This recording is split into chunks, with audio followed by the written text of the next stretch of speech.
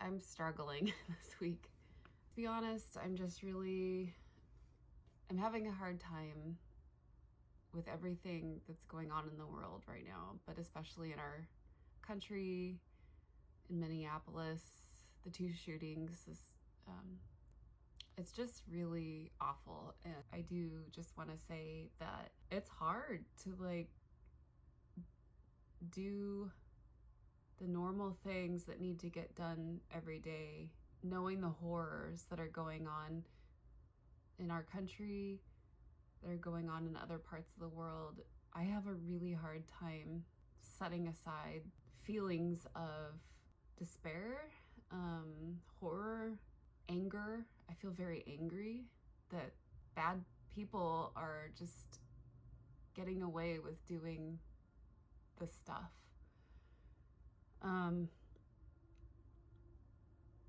I feel very angry that we've gotten to this point in our country. I know that bad things have always happened in this country. It's just even worse. And a lot of it, I can't even believe that we've gotten to this point.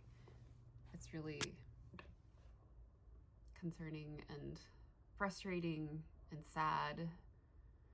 But anyway, this week I've been just trying to take care of mental health so that I can get stuff done right now. And it's not just the state of the world, it's also like just personally, I'm not gonna go into detail, but living in an old home, sometimes things happen. We bought this cabin as a fixer-upper and haven't been able to fix it up because the APR, the rates are just absolutely horrendously high. And so the amount of money that we're paying every single month for this fixer-upper is obscene.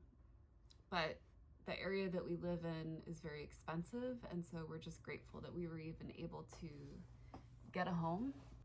So we're in the process of trying to refinance right now. Fingers crossed it all works, but if that happens, then we will actually be able to start fixing things on our fixer-upper, starting with insulation for our bedroom. I'm not going to show you right now, but the really bad part about owning an old home is in a vacation type area is the lack of insulation. These cabins were built as vacation cabins back in the 1930s and 1940s. This one was built in 1932, and we absolutely love it, but it's been a challenge. We have a creek right behind our house, actually like right below that window, and we live in the redwoods, so it's very, very damp. It's very cold during the winter.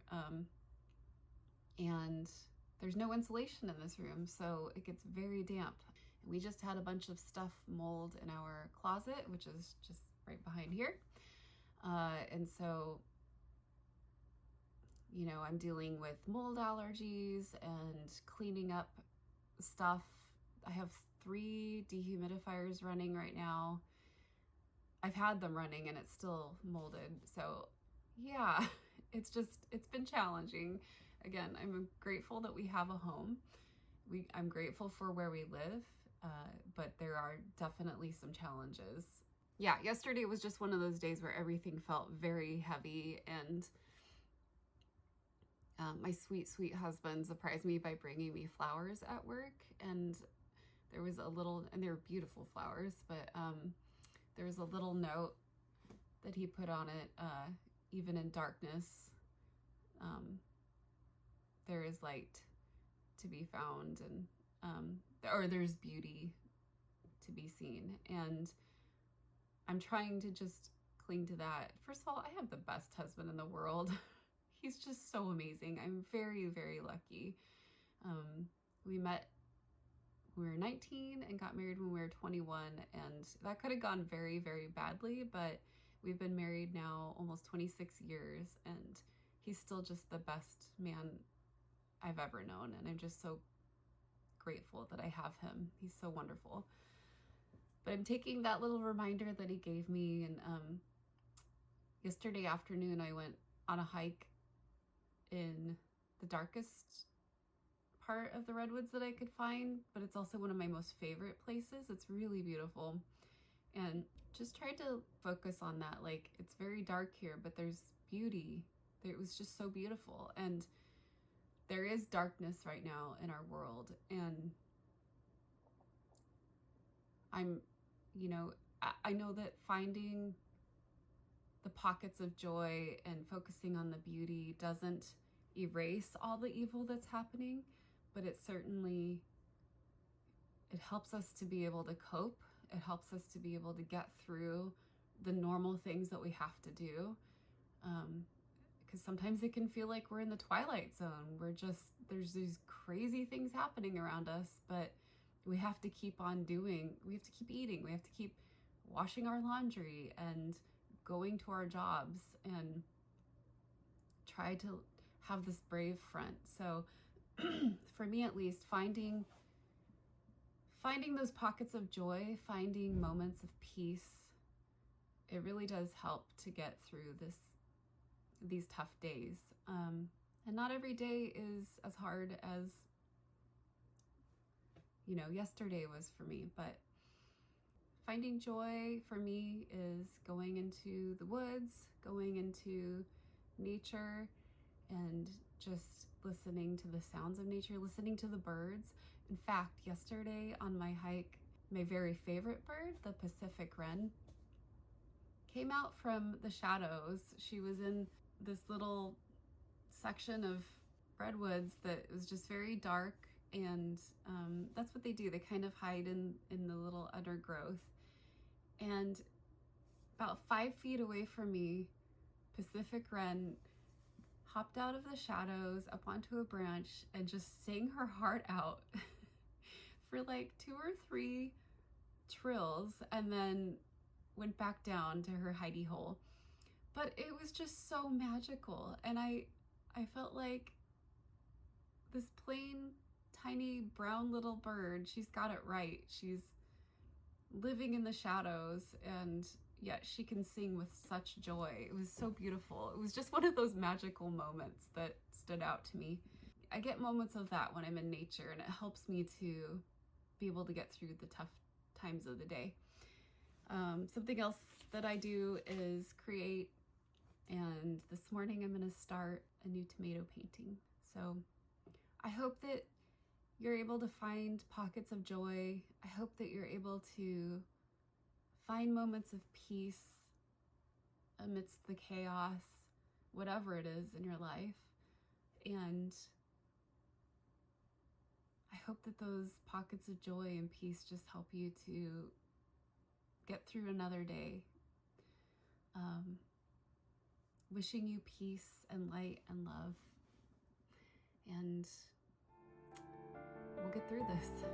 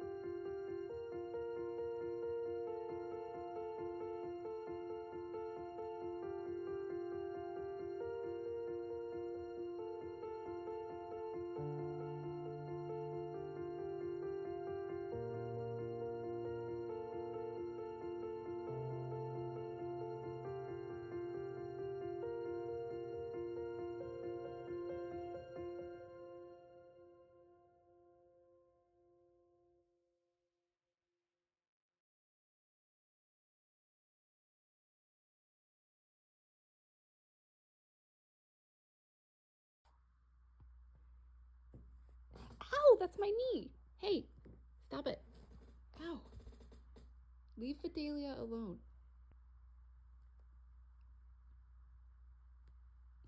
Hazel, you're gonna fall. Hazel. Ow! Dork. It's your fault.